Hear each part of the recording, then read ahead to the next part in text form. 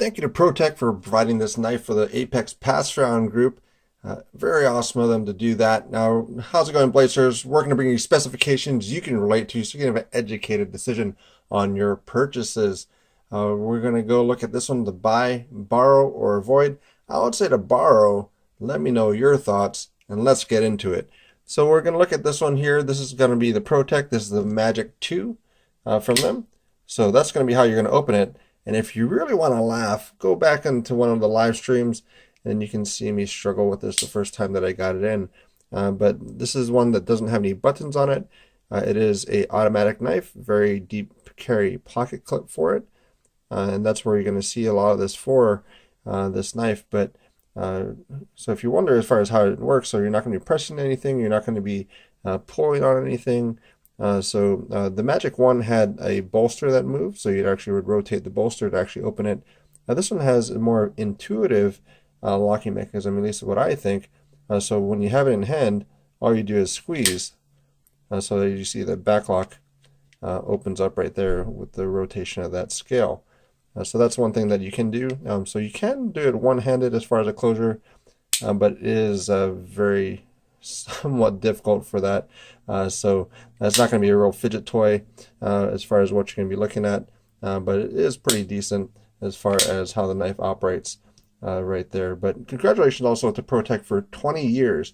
So from 1999 to 2019, 20 years in business, and then that's really a great thing for any brand to be around that long. And they're just getting stronger. I mean, they're coming out with more knives. They have collaborations.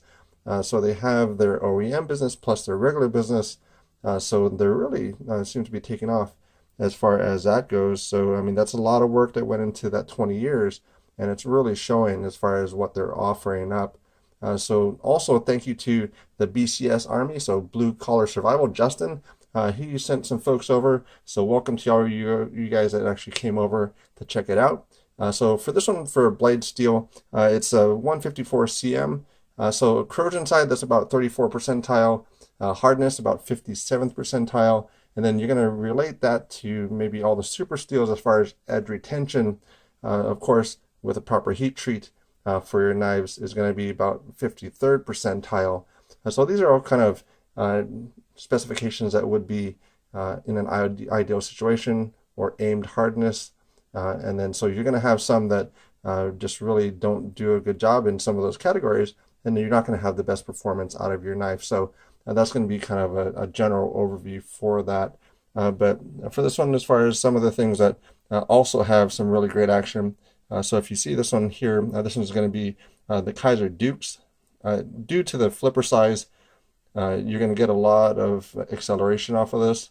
So you can actually flip this out like pretty crazily.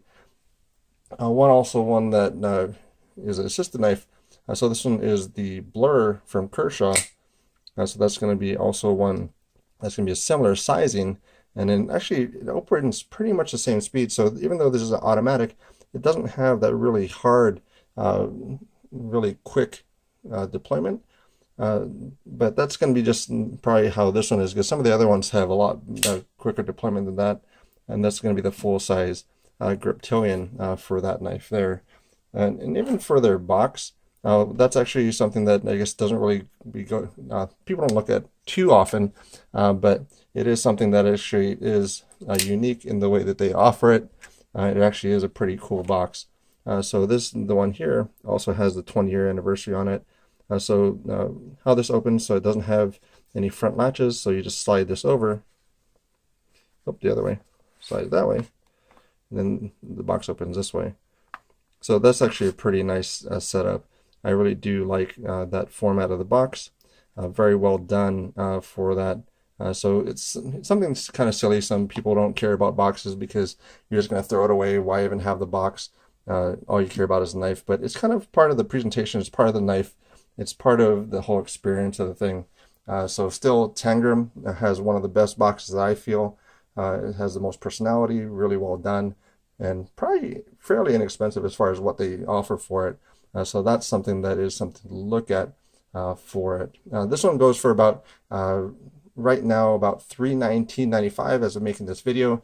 Retail value is going to be about $460 for it. But that's going to be, so that alone might push some people away, but you figure this knife is a pass-around knife. It's been through now 6 people's hands, probably opened and closed more than you would probably ever do, and no failure for the spring. So it really is some testament to what they do there as well. So we're going to look at also for the hand sizing. So to get an idea as far as what this is going to be in your hand, that's where I use the hand sizing chart. So print that out, and you can actually utilize that to see where it's going to be for you. So it's going to be in this upward fashion, so where you can lay your hand on it and actually see where that's going to sit. So we'll start with the adult female hand for that, and then we'll roll over to the adult male hand for it too. So again, very intuitive as far as opening for it. So, well, once you figure it out. So if you want a knife just to pull pranks on people, and you actually just want to laugh at somebody, knife people as well as non-knife people, then you can give them this knife. Because for a lot of them, they won't know how to open it. So that's going to be something that's going to be kind of funny to watch, kind of a conversation starter. Hopefully they don't cut themselves. But I mean, that's pretty good as far as how it opens for that there.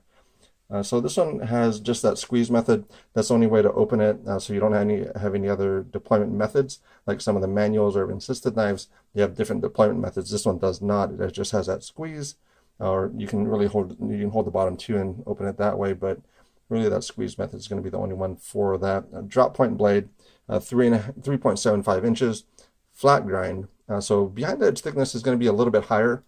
So most people don't have micrometers and everything else. So grab like 6 sheets of paper out of your copy machine, and then that's going to be how thick this is behind the edge. So due to that factor, in cutting cardboard, some thicker things that are not paper, then you're going to have a little bit more resistance than normal. So it is a knife, it does cut, maintain your own edge. You're going to cut paper like crazy. Even like if you had like an axe, you could cut paper with it because the paper is going to bend and everything else. But once you get into some thicker materials, if you get into things with a little bit more dense, that's where we're going to have behind the edge thickness is going to be more important for that. And that's why like a Medford knife, people say they don't cut. If you're only cutting paper, it doesn't matter. So that's going to be something to think about for that. And this one is also going to be that deep carry clip. So you can see here how it's going to sit in my pocket for it. Right hand tip up only. So only one position for it. And that's kind of due to the mechanism. So when you take it out of your pocket, you're going to have that deployment. You can do it the other way. Left-handed folks. Let's see if I can even do this.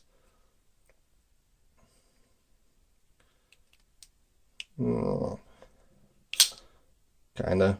I mean, it's harder with left hand, so that's why it's kind of the right hand deployment. They do make left-handed knives, so that's something that they've kind of wanted to do, is bring out their knives and also offer in a left-handed orientation. So it's not going to be for every knife, but it's going to be something that you're going to find more regularly through Protech as you go. So as we went to the start, so I did set a borrow because price point, action type, and everything else, some of the other ones might be a little bit more of a user for you. And then that's where I said to borrow, because it's not like a definitely go out and buy it, at least on my opinion for it. But that's where, let me know in the comments down below is what you think about it, and we'll kind of go from there. And also let me know on the format if you want to actually see what I think right off the bat, or if you want to kind of wait to the end to see how it is, because you're going to make your own opinion, your own judgment call for what you think about the knives here. But that's kind of the idea behind it. I'm going to roll with that for a little bit, but let me know in the comments down below, and thank you again for your time.